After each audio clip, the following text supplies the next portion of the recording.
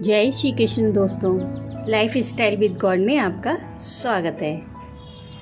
दोस्तों, जब व्यक्ति के जीवन में आर्थिक परेशानियां आती हैं तो ना जाने कितनी परेशानियां अपने आप ही चली आती हैं। घर में लड़ाई झगड़े बढ़ जाते हैं, घर की सुख शांति खत्म हो जाती है, बच्चे अचानक से बीमार होने लगते हैं, डॉक्टर्स का खर्चा बढ़ जाता है, घर के इलेक्ट्रॉनिक आइटम ख़राब होने लगते हैं, हम एक संभलवाते हैं तब तक दूसरा ख़राब हो जाता है और घर में अचानक से ऐसे खर्चे आ जाते हैं जिससे हमारी आर्थिक स्थिति और ज़्यादा ख़राब हो जाती है। यहाँ तक कि हमारे नाते रिश्तेदार भी हमसे मुंह मोड़ लेते हैं। बस दोस्तों, ऐसा ही कुछ हो रहा है मेरी एक सब्सक्राइबर के साथ में।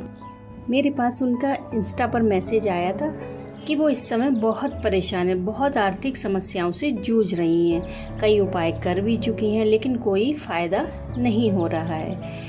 मैंने अपने चैनल पर एक शिवा मूठ वाला उपाय शेयर किया था जिसे वो करना चाहती थी, लेकिन किसी वजह से कोई उन्हें पर्सनल प्रॉब्लम थी तो एक सोमवार उनका मिस हो गया। अब सावन में केवल 3 ही सोमवार बचे हैं, लेकिन वो उपाय हमें 4 सोमवारों पर करना था, तभी वो उपाय पूरा होगा, वरना वो पूरा नहीं होगा। इसलिए वो चाहती हैं कि कोई और उपाय मैं ऐसा बताऊं जिससे उनकी परेशानियां कुछ कम हो सके। तो दोस्तों, आज मैं उनके लिए ऐसा उपाय शेयर करूंगी। उपाय तो वही है लेकिन तरीका थोड़ा दूसरा है। बस मैं वही शेयर करूंगी जिसे अगर आप मुझे सुन रही हैं तो इस उपाय को आप सावन में सोमवार वाले दिन, किसी भी सोमवार वाले दिन कर लीजिए। और सबसे अच्छा है सावन की शिवरात्रि, जो कि मंगलवार को पड़ रही है। आप चाहें तो वो उस उपाय को मंगलवार को कर सकती हैं। शिवरात्रि से अच्छा दिन कोई नहीं हो सकता इस उपाय को करने के लिए। तो चलिए वीडियो शुरू करते हैं। घर की सुख समृद्धि और शांति के लिए और धन संबंधी समस्याओं को दूर करने के लिए आप इस उपाय को कर सकते हैं। दोस्तों, इस उपाय को मैं शेयर तो किसी की रिक्वेस्ट पर कर रही हूँ, लेकिन अगर आप भी इस उपाय को पूरा नहीं कर पाए हैं या आप 4 सोमवार इस उपाय को नहीं कर पाए हैं अभी तक, तब आप भी ये उपाय कर सकते हैं। परेशानी आपकी कोई भी हो, आप अपनी मनोकामना मन में रखिए और इस उपाय को करिए। भोलेनाथ आपकी हर इच्छा पूरी करेंगे।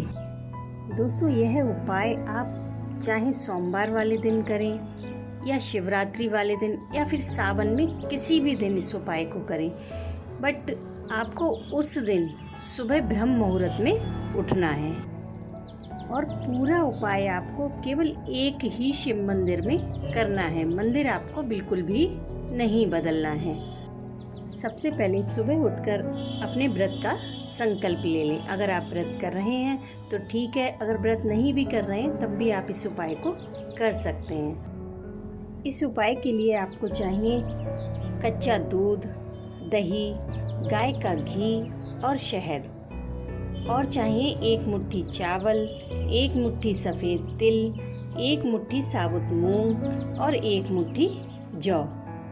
यह उपाय 4 सोमवारों का था, बट अब आपको यह उपाय 4 सोमवारों का एक ही दिन में कंप्लीट करना है। कोशिश करें यह पूजा आप सुबह जल्दी करें, क्योंकि आपको थोड़ा टाइम लगने वाला है। घर से आप एक थाली तैयार करें जिसमें कच्चा दूध रखें और 1 मुट्ठी चावल, साबुत चावल ले लें। आप साबुत चावल 1 मुट्ठी चावल रख लें और बाकी धूप दीप वगैरह ले लें, बेलपत्र ले लें और किसी शिव मंदिर में चली जाएं या फिर चले जाएं, जो भी यह उपाय करना चाहते हैं। शिव मंदिर में जाकर आप सबसे पहले कच्चे दूध से भोलेनाथ का अभिषेक करें। उसके बाद 1 मुट्ठी चावल शिवलिंग पर समर्पित करें। फिर आप बेलपत्र चढ़ाएं, भगवान को चंदन लगाएं। फिर आप शिवलिंग के समीप बैठकर शिव पंचाक्षर स्तोत्र का पाठ करें। पूजा कंप्लीट करने के बाद घर वापस आएं। घर वापस आकर आप अपनी थाली को बदलें। उसके बाद अब आपको थाली में लेना है दही, 1 मुट्ठी सफ़ेद तिल लेने हैं और बाकी पूजा की सामग्री, बेलपत्र और चंदन वगैरह, धूप दीप, वो सब कुछ लेना है। उसके बाद आपको दोबारा शिव मंदिर में जाना है। आप गैप ले सकते हैं आधे घंटे का या 1 घंटे का। फिर आपको फिर से शिव मंदिर में जाना है। मंदिर में जाकर आपको भोलेनाथ का दही से अभिषेक करना है।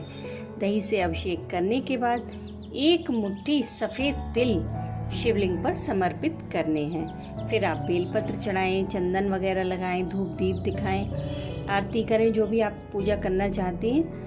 फिर आपको शिवलिंग के समीप बैठकर शिव पंचाक्षर स्तोत्र का पाठ करना है।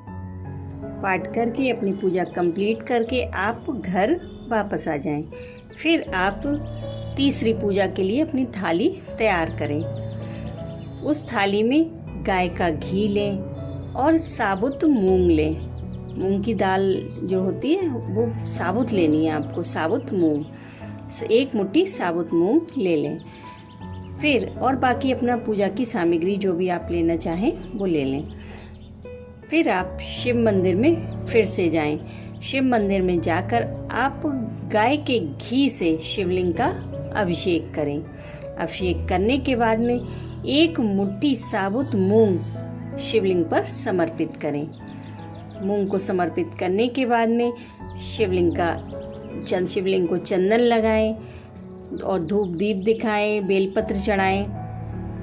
उसके बाद आप शिवलिंग के समीप बैठकर शिव पंचाक्षर स्तोत्र का पाठ करें। पाठ करने के बाद पूजा कंप्लीट करके आप फिर से घर वापस आ जाएं। फिर आप अपनी चौथी पूजा के लिए थाली तैयार करें। थाली में अब आपको लेना है शहद और लेना है 1 मुट्ठी जौ और बाकी अपनी पूजा की सामग्री जो भी आप लेना चाहें। फिर आपको फिर से शिव मंदिर में जाना है। मंदिर में जाकर आप सबसे पहले शिवलिंग का शहद से अभिषेक करें। अभिषेक करने के बाद में 1 मुट्ठी जौ शिवलिंग पर समर्पित करें। जौ समर्पित करने के बाद में चंदन का टीका लगाएं। फिर बेलपत्र चढ़ाएं। बाकी आप जो भी सामग्री, फल फूल, मिठाई जो भी चढ़ाना चाहें चढ़ा सकते हैं। उसके बाद शिवलिंग के समीप बैठकर फिर से शिव पंचाक्षर स्तोत्र का पाठ करें। पाठ करने के बाद में अब आपकी पूजा संपन्न होती है। फिर आप घर आ जाएं।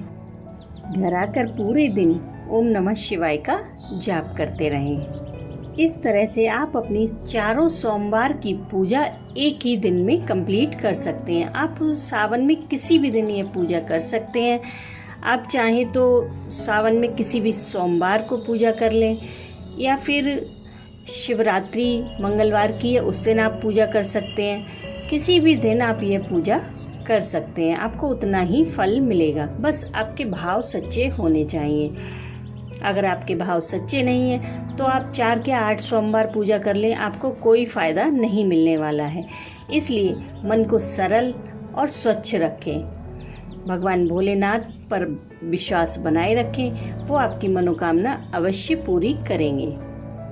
वीडियो अच्छा लगे तो लाइक करना बिल्कुल भी ना भूलें। कनेक्ट करिए अपने लाइफ स्टाइल को गॉड के साथ। मैं मिलती हूँ आपसे नेक्स्ट वीडियो में। तब तक के लिए राधे राधे।